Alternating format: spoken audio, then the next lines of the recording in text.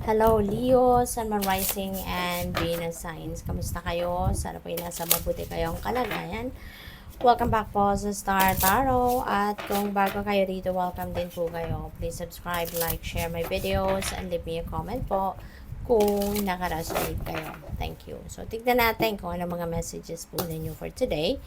Una mensahe po ninyo, we have number 15. Thus, devil moving out of stagnation is really beautiful. Kasi, finally, matatanggal ka na sa sitwasyon na, alam mo yun, parang na-stuck ka na dyan forever.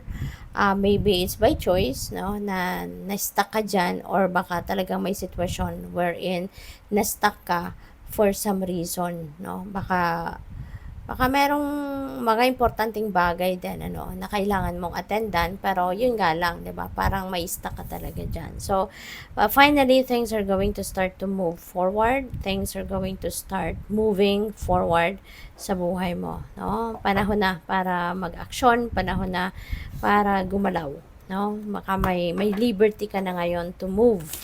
May liberty ka na ngayon to decide on your own, no? Parang ganon. So, what else? Tignan natin kung ano pa mga messages para sa'yo. Baka ngayon, ang iba sa inyo, na-stuck lang kayo kasi baka walang opportunity. Diba? At ngayon, swerte, meron dadating ng opportunity para sa'yo, kaya wala ka ng rason din para i-stagnate pa ang sarili mo. So, we have surrender to passion, get out of your head and feel the fire in your belly. Focus on the people or activities that ignite your passion and let it flow. Ayan. So, siguro, eto na, meron na din mga tao dito na maaaring gigising din ang inyong passion. Let's say, for example, passion ito sa mga bagay, no? Kunyari, mga hobbies ninyo, mga talents ninyo, 'di ba? Baka ngayon, magkakaroon din ng pagkakataon na mayroong mga taong mag-aaya sa'yo na tara na, gawin na natin to habang nandito ang oportunidad, let's go for it. So, kaya maaaring ma-excite ka din, diba? So, good luck sa'yo, good for you. Baka ito na yung pwede mo pa rin pagkakitaan, diba? Baka magagawa mong negosyo ito na talento mo, no? So, tingnan natin kung ano pa. And, by the way, maraming salamat muna for subscribing to my channel. And if you haven't subscribed yet, subscribe na po kayo. And also, please click the join button sa baba ng video if you would like to join the membership po. No? At maraming salamat din sa mga hindi nag-skip ng ads. Maraming salamat for your time and support. At sa mga cross-watchers natin dyan, maraming salamat din for being here. So, 8 of Pentacles, ang sipag ninyo. No? Or baka yung moving out of stagnation na to, baka magkakaroon na kayo ng bagong trabaho, no? Baka magkakaroon na ng bagong spark kayo sa dati ninyong trabaho, maaaring gano'n, no?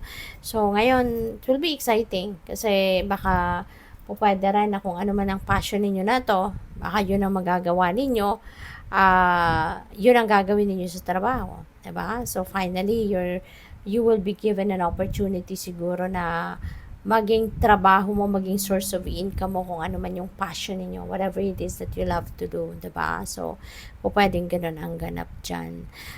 Lovers, maybe leveling up, no?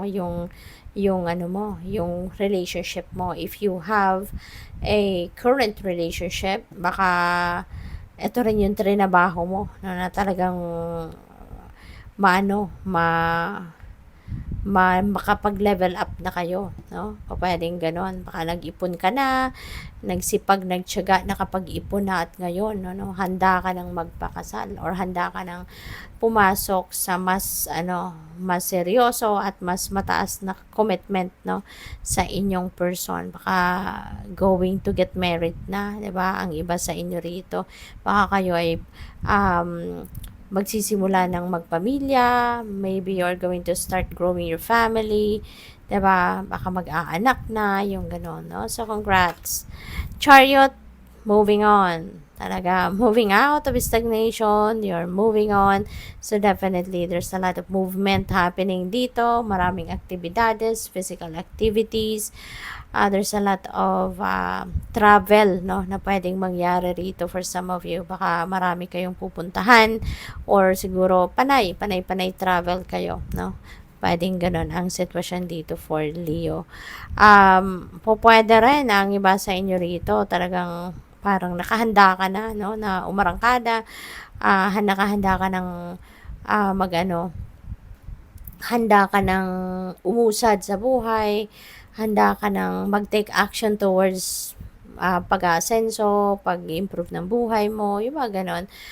There is progress, no, dito. There are progress of events that's going to happen in your life. Tignan mo, we have number 6, we have number 7, number 8, no? And that means, ano yan progress. May progress of events na mangyayari. So, talagang you are coming out, no, of stagnation. Mabibisi ka na.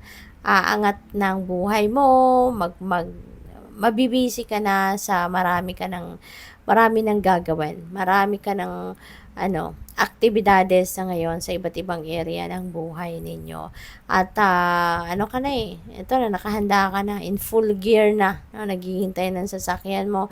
So, in full gear ka na. Kumbaga, you are ready to rumble. Kumbaga. So, what else? We have 3 of Cups. Ayan. So, this is celebratory energy. Meron ka ditong isi-celebrate, no? Maaaring may achievement, personal achievement, parang ganon. At yun ang isa-celebrate ninyo. O pwede rin na relationship ang isa-celebrate ninyo rito. Baka kayo magpapakasal na talaga. Or baka kayo ay bagong engage or mai-engage, diba? So, baka yun ang isa-celebrate ninyo. Baka yun ang party na i-host ninyo. No? Pwedeng ganon. Kaya have fun. Deserve mo yan. No? Deserve mo yan. What else? We have Page of Cups. Ayan. So, okasyon ito. You know? So, baka talaga, no? Yung celebration na to, yan ang okasyon na dadaluhan mo. O pwedeng ikaw ay maiimbitahan ng kung sino man. Or pwedeng ikaw mismo yung mag-host ng party na to, ikaw yung mag-host ng okasyon na to. So, whatever the case may be, have fun, yun ang importante. Kasi, deserve mo naman, no, na maging masaya ka. Deserve mo na makipag-catch up ka with friends, family, ganon. 9 of Pentacles, maaaring ito din ang isa sa mga isa-celebrate mo because this is financial gain. This is the fruit of your labor. This is bunga ng inyong pagsisikap. No? Pera mo yan, pinaghirapan mo yan, pinagtiyagaan mong makuha yan, kaya deserve mo na i-savor mo yan. Have fun. Diba? With your money. At saka maaaring ito na rin yung simula, no? So, since this is going to be an abundant and a prosperous time in your life, baka ngayon magsisimula ka ng mag-establish ng inyong financial future, no? So, baka ngayon makakapag-save ka na ng bonggang-bongga, no? Have fun. Good luck. Thank you for watching. Love and light. Namaste.